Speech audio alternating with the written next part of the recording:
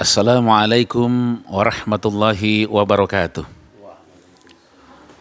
Alhamdulillahirabbil alamin wassalatu wassalamu ala asyrafil anbiya'i wal mursalin wa ala alihi wa sahbihi ajmain amma ba'd. Jumirsa rahibakumullah.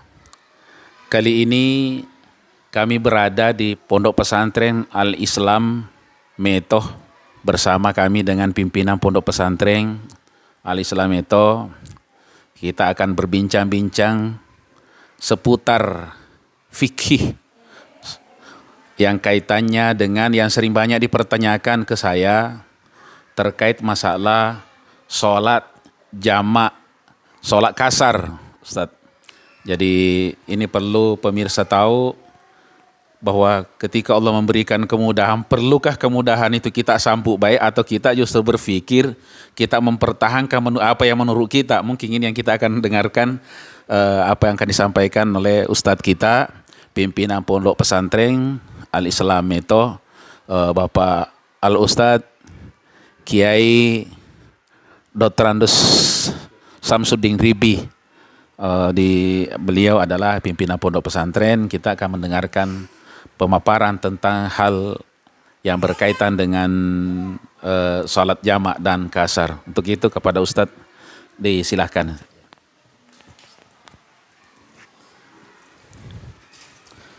Assalamualaikum warahmatullahi wabarakatuh. Alhamdulillah wa syukrulillah wassalatu wassalamu ala rasulillah wa ala alihi wa ashabihi ajma'in. Ashhadu an la ilaha illallah wahdahu la syarikalah wa ashhadu anna Muhammadan abduhu wa rasuluh. Allahumma salli ala Muhammad wa ala alihi wa ashabihi ajma'in. Jumirsa rahimakumullah. Kita memuji, kita bersyukur kepada Allah Subhanahu wa taala. Alhamdulillah, dengan izin Allah kita kembali diberi kesempatan pada suasana yang seperti ini untuk sedikit kita memberikan pencerahan, semacam tausiah, penjelasan meskipun itu singkat seputar tentang masalah salat jamak kasar. Satu hal yang perlu kita pahami bahwa sesungguhnya salat jamak kasar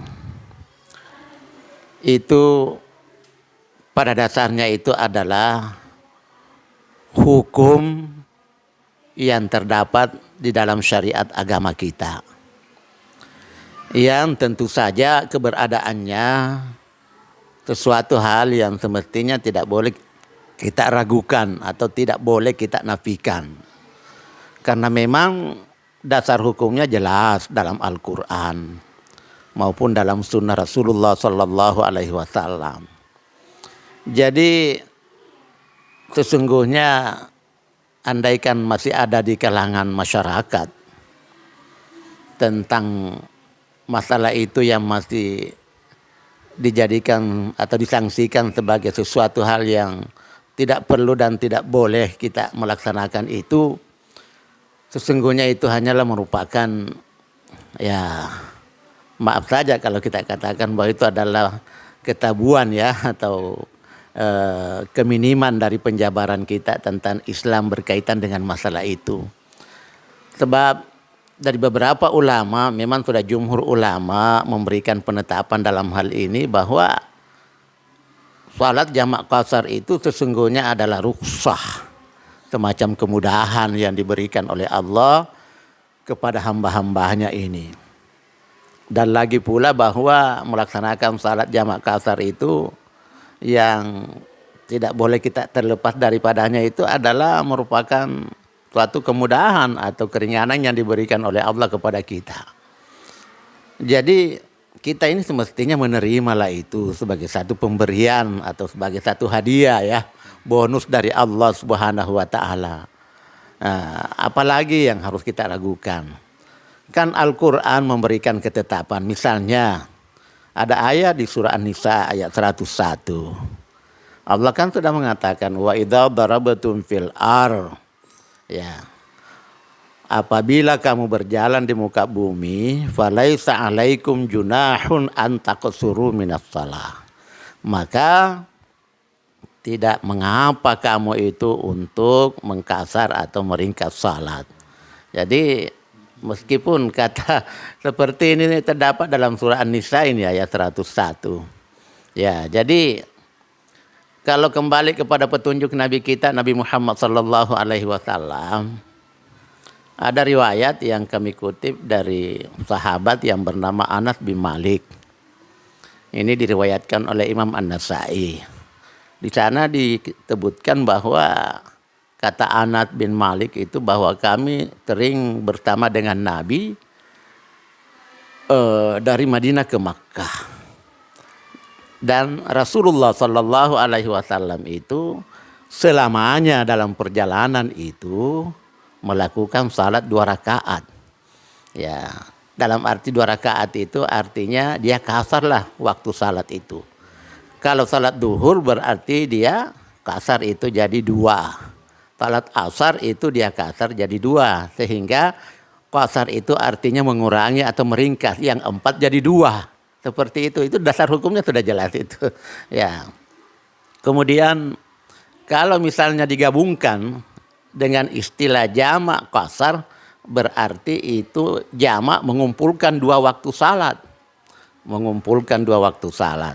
Salat duhur dikerjakan pada awal waktunya, kemudian salat asar dikerjakan juga pada akhir waktunya. Artinya salat asar itu dimajukan ke waktu duhur. Ketika salat asar itu dimajukan ke waktu duhur, maka itu namanya jamak takdim. Ya, jadi jamak takdim namanya. Jadi dia itu jamak kasar takdim, ya. Artinya dijamak dikumpulkan di waktu salat, kemudian dikasar artinya diringkas yang 4 jadi 2. Kemudian takdim artinya belum masuk waktu asar tapi dimajukan waktunya ke duhur. Saya kira itu sudah permanen itu dalam hukum Islam kita. Ya, kasih banyak ya. Ya, ya betul Pak. Ya. Sebagaimana tadi sudah dijelaskan bahwa jamak asar itu adalah kemudahan yang diberikan oleh Allah. Nah, yang ingin kita ketahui di sini dalam waktu-waktu tertentu bisa dicontohkan misalnya dalam waktu tertentu jamak asar itu bisa dilaksanakan. Dalam perjalanan misalnya. Ya. Yang radiusnya sekian kilo. Ya. Itu kira-kira bagaimana? Ya. Mungkin bisa dijelaskan lebih detail lagi supaya. Ya, bisa. Artinya begini, memang itu juga yang terkadang menjadi persoalan dan tanda tanya bagi sekian banyak umat. Berapa sesungguhnya jarak yang mesti dijadikan ukuran? Yang pertama, kalau jarak yang kita mau jadikan tolak ukur dari beberapa keterangan itu, ya kurang lebih 80 kiloan itu. Ya, kurang lebih 80 kiloan. Tapi itu pun juga sebenarnya masih jadi perselisihan juga di kalangan para ulama. Karena yang dimaksud di situ musafir itu adalah apabila mereka itu melakukan perjalanan, meninggalkan kotanya, meninggalkan tempat mukimnya atau tempat tinggalnya. Ya, jadi ketika ia berangkat, ya maka itu sudah berlaku. Apakah itu 80 kilo, 60 kilo, 50 kilo, bahkan ada yang sampai 12 kilo. Nah, itu jadi persoalannya kita terimalah itu sebagai satu ketentuan bahwa tidak usah kita tentukan waktunya sekian-sekian. Yang penting ada semacam kelayakan bahwa memang betul-betul kita ini mukim, betul-betul kita ini musafir meninggalkan kota kita, meninggalkan tempat kediaman kita. Sehingga kita laksanakanlah itu. Karena yang dianggap di situ dalam perjalanan yang dimaksud itu manakala kita menemukan kesulitan. Manakala kita menemukan semacam keruwetan untuk kita mengerjakannya. Dan saya kira jarak yang kita tempuh itu, saya kira itu memang merupakan sesuatu hal yang sedikit agak merepotkan kita. Ya, untuk melakukannya ketika kita melakukan berbagai aktivitas misalnya. Ini khususnya ketika kita keluar meninggalkan kampung halaman kita. Maka saat itu berlakulah pembolehan bagi kita untuk melaksanakan jamak kasar.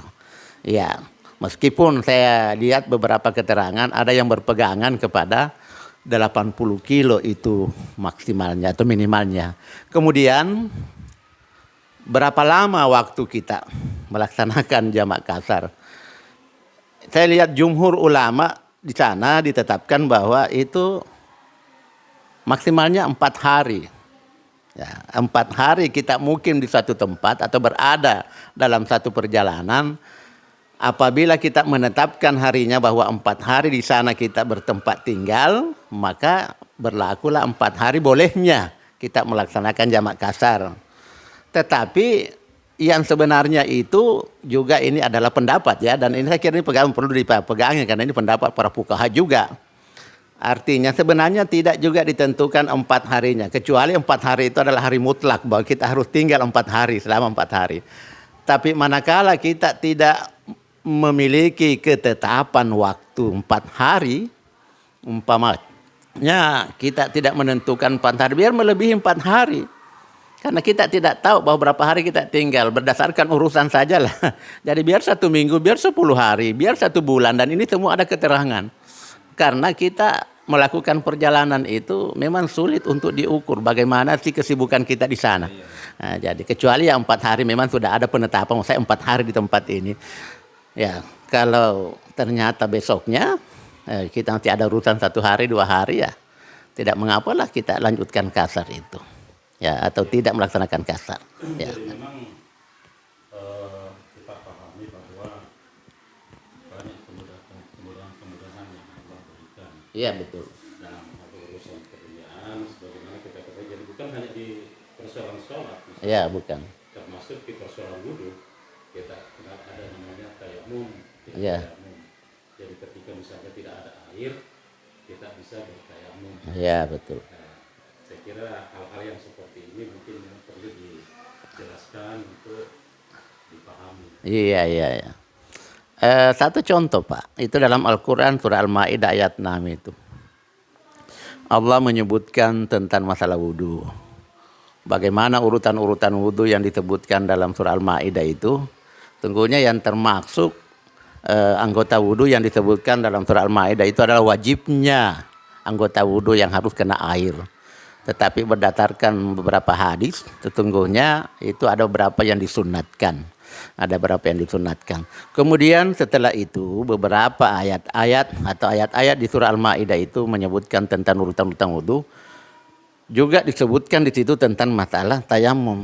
Fa illam tajidu ma'an fatayammamu sa'idan thayyiba. Maka apabila kamu tidak mendapatkan air, fatayammamu sa'idan thayyiba, maka bertayamulah dengan debu yang bersih.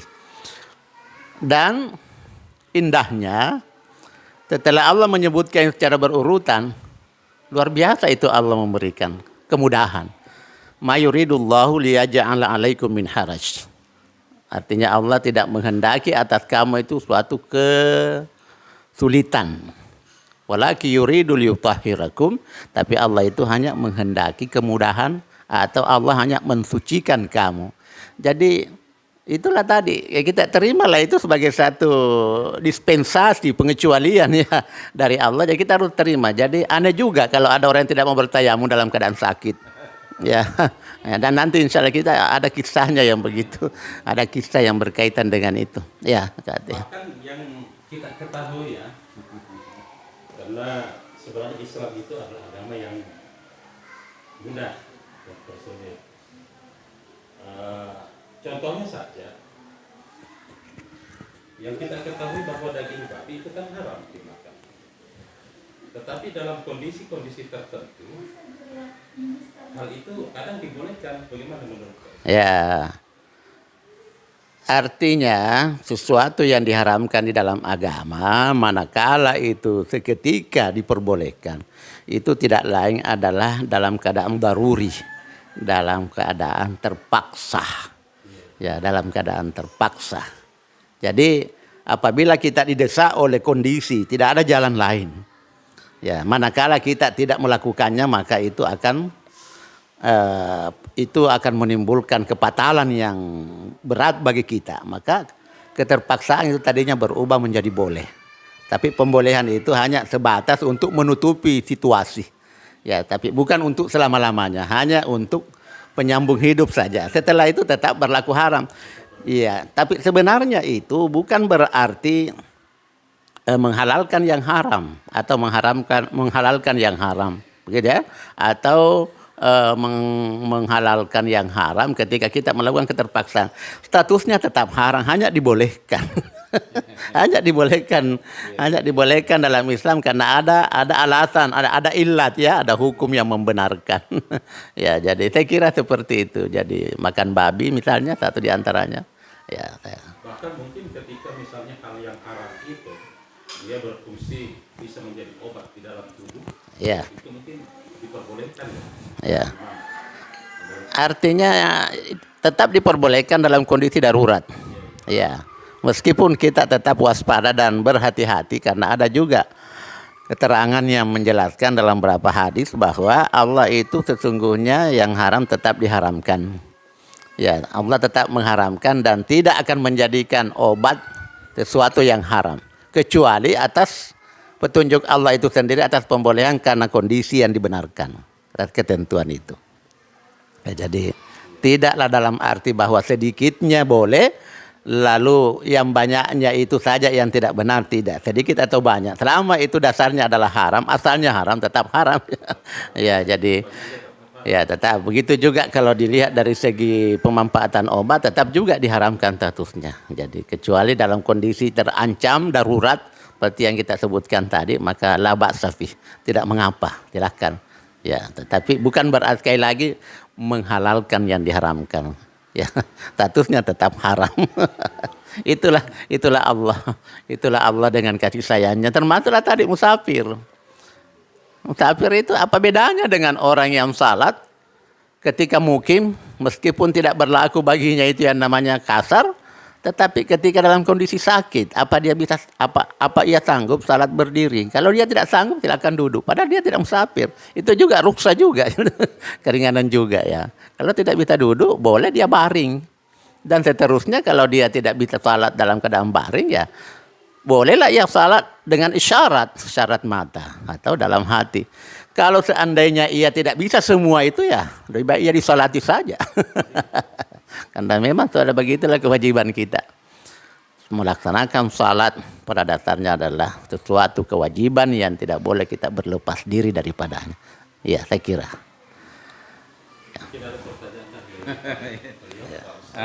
Ini menarik. Jumirsa rahimakumullah. Saya kira menarik apa yang disampaikan Pak Kiai tadi. Jadi kaitannya dengan masalah jamak kasar. Kan banyak di kalangan kita, di tengah-tengah kita itu bertanya, kenapa mesti dia Nabi saja kita lakukan setiap waktu. Tadi kita dengar sebetulnya bukan persoalan bisa atau tidak bisa. Ketika Allah memberikan kemudahan itu, yang kenapa kita tidak ambil? Artinya tentunya kalau Allah yang memberi kemudahan, Allah Maha tahu, saya kira. Kemudian ayat tadi kan dijelaskan fala junaha alaikum antaksuru. Kata-kata alaikum di situ itu kan sudah jelas. Yang kita pahami dalam kan sering perbedaan antara li dengan ala itu antara hak dan kewajiban. Kalau misalnya kita lihat satu ayat yang mengatakan walillahi, yaitu li itu hak bagi Allah. Alan nasi, kewajiban atas manusia. Hijjul baiti man istata'a, itu juga ada nonya. Kalau dia mampu, kalau tidak mampu tidak menjadi lagi suatu kewajiban. Jadi saya kira menarik sekali apa yang disampaikan beliau tadi. Sebetulnya ya dari sisi pemahaman kita bahwa semakin teranglah sudah, kita tidak perlu permasalahkan ini. Hendaknya kita mengambil, tentunya kalau Allah yang memberikan kemudahan, Allah pula yang menerima segala amalan kita. Maka apa yang disampaikan beliau tadi sama-sama kita dengar tadi. Mudah-mudahan insya Allah kemudahan-kemudahan yang Allah berikan justru membuat kita ini gembira bahwa Allah senantiasa berpihak ke hambanya. Yuridullahu bikumul yusra wala yuridu bikumul usra. Saya kira itu Allah menginginkan kemudahan. Tidak. Oke Ustaz. Ya, apa yang disampaikan tadi Jumirsa yang terhormat, yang disampaikan oleh Ketua MUI kita Kabupaten Kolaka Utara, memang seperti itulah. Dalam arti tidak perlu kita menafikan atau meniadakan itu jamak kasar. Tidak perlu kita sanksikan, kita ragukan. Yang penting kalau memang kita mau melaksanakan, laksanakanlah. Karena itu hanya semata-mata untuk meringankan. Lagi pula kalau memang kita tidak mau dan punya peluang, kesempatan untuk tidak melaksanakan salat jamak kasar, tidak mengapa juga. Ya. Tidak mengapa juga. Cuma persoalannya kita tidak siap menerima hadiah. Tapi ketika tidak menerima, tidak apa-apa juga. Karena tidak membatalkan juga kita punya salat. Salat fardu 5 artinya tidak dikasar dan tidak dijamak, berarti sah-sah saja kita punya salat. Ya, saya kira seperti itu ya, Kanti. Kemudian Baik. kan dalam waktu dekat ini kita akan menyambut bulan suci Ramadan. Sebagaimana kita tahu bahwa umat Islam yang diwajibkan untuk berpuasa. Nah, itu di antara hal yang menarik untuk dikaji terkait masalah puasa ini. Ya. Insya Allah nanti mungkin di jumpa berikutnya, karena kita akan tetap berkunjung ke beliau, tentu kita banyak menimba ilmu, bahwa kita akan membahas khusus tentang masalah puasa. Ya tentu banyak hadis-hadis mungkin yang terkait yang sering dibahas oleh mubalik kita. Tentunya kita juga perlu tahu apakah hadis ini perlu diperpegangi atau hadis ini sifatnya matruk atau bagaimana, kan nanti juga kan kita senantiasa berkunjung ke sini. Yang penting bahwa apa yang sudah disampaikan tadi saya kira itu yang paling kita ini, karena memang dalam menjalankan syariat itu ada 3. Ada yang taklid, yang memang kita tidak punya pemahaman, ikut apa yang disampaikan oleh ustadz-ustadz kita. Kalau bisa ittiba, memang bisa belajar juga memahami, itu lebih bagus, bahkan itu dianjurkan memang senantiasa kita menuntut ilmu. Kalau memang kita bisa juga sudah memahami tentang bagaimana menganalisa terus kemudian menetapkan suatu keyakinan bahwa inilah yang saya amalkan, itu juga tidak ada masalah bagi mereka yang sudah punya pemahaman yang lebih terhadap pemahaman Islam. Ya tentu ini tidak gampang karena banyak alat-alatnya Ustaz ya. Ya tentu bagaimana pemahaman tafsirnya, ilmu nahunya, sarafnya, balaganya, ilmu mantik, ya bahkan banyak ilmu-ilmu yang terkait dengan itu, ya ilmu hadis, mustalahul hadis. Nah kalau ini kita tidak mending ikut sajalah apa yang sudah dicontohkan ustadz-ustadz kita yang digambarkan, karena beliau itu adalah penyambung warasatul anbiya. Apa yang dicontohkan oleh Nabi itu juga yang beliau contohkan ke kita. Saya kira mudah-mudahan ada manfaatnya, insya Allah. Nantikan perjumpaan selanjutnya kepada beliau, nanti kita akan agendakan. Wabillahi taufiq wal hidayah. Wassalamualaikum warahmatullahi wabarakatuh.